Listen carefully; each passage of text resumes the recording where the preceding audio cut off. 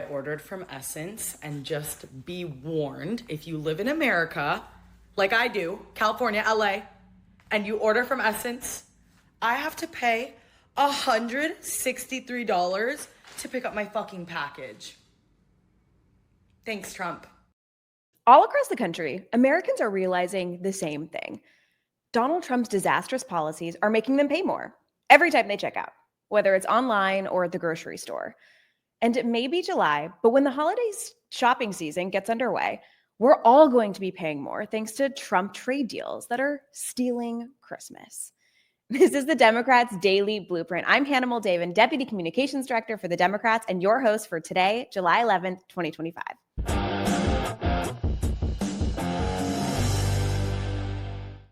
If you've been paying attention to the news, or better yet, tuning into some of our episodes from this week, then you know that Trump's trade war is hitting Americans in their wallets.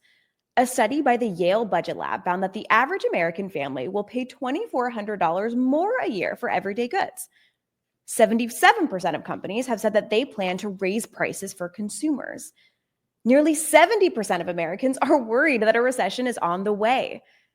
And a recent report by the Bank of America found that working class households are earning less and spending less as a result. In other words, the vibes aren't great. And you don't need a PhD in economics to know that people all around the country are struggling to get by and make ends meet. So why is this happening? Well, remember that back in April, Trump held up his big, ugly poster board and bragged that countries all over the world were going to start paying higher tariffs to import goods to the United States. He claimed that countries were, quote, ripping us off and would start paying their fair share. Except that's not how any of this works. Under Trump's trade deals, it's American companies that pay the increased rate, not foreign governments.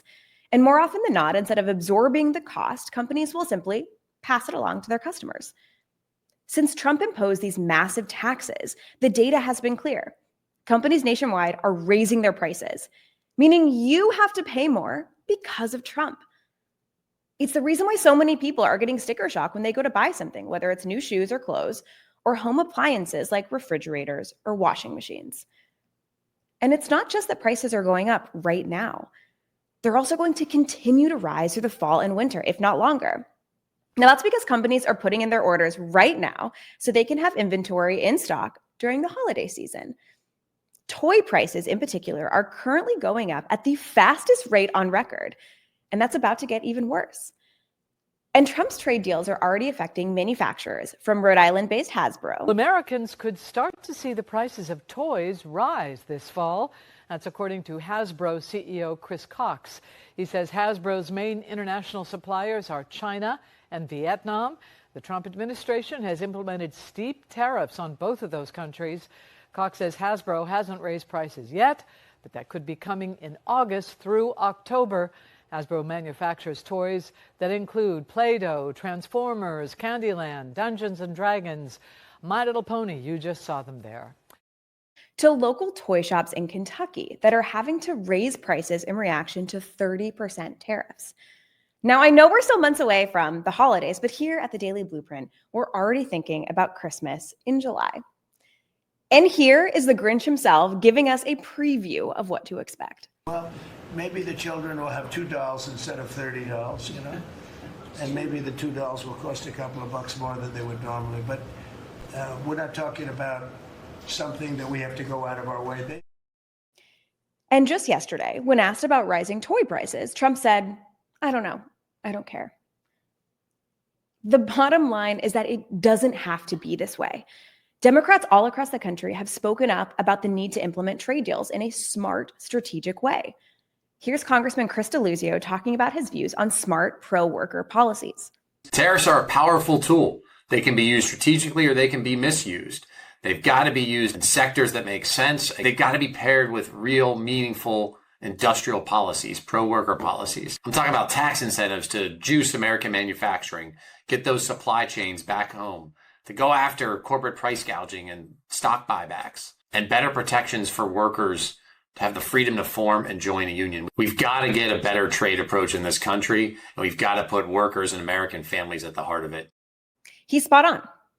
Democrats don't just oppose these trade measures that are raising costs for consumers. We also have proactive ideas that will both support workers and the small businesses that make our economy run. Earlier this year, when Trump first announced his chaotic trade war, Senator Maria Cantwell from Washington introduced a bipartisan bill that would require Congress to weigh in on these disastrous policies before they hurt American families. Here she is explaining why she led this effort. Well, the first day of introduction, we signed up 7 Republicans. So usually you don't get a first introduction and get so many people on board. But I think it shows the anxiety that people have. I'm sure if they listen to their constituents, consumer challenges are already starting to surface. And certainly the stock market's impact on retirement income is shaking a lot of people. So I'm sure my colleagues will hear from them. Today, consumer groups are announcing, and retailers, the fact that they want Congress to take this action up. And so I think we're hearing from a big segment of the economy. The consumer spending is a big part of GDP, and they're worried. But it's not just Democrats either. Even principled Republicans are calling out how Trump is dead wrong when it comes to the economy. Tariffs are a tax, and American importers and businesses and ultimately consumers pay almost all of that. Go off, Mike Pence. Look, what we know is far too many Americans, the cost of living is too damn high. But we have a better way to choose a better future. If Donald Trump can tank the economy with his unpopular, unhinged policies, then we can take action to reverse the damage and create an economy that works for every American. But to truly do that, we need to win elections, which is why Democrats are going to be coming to a community near you as a part of Organizing Summer, a campaign of trainings, voter registration drives, and community events to help us flip seats blue so we can rein in Trump's disastrous economic agenda. Elections matter, and as the party of making sure everyone can reach their highest potential, Democrats are running to restore sanity to our trade policy. Go to democrats.org/takeaction to find out more. And thanks for joining us today for this episode of the Daily Blueprint. We'll be with you right here every day, 10 a.m. Eastern on the DNC's YouTube page. Have a good weekend.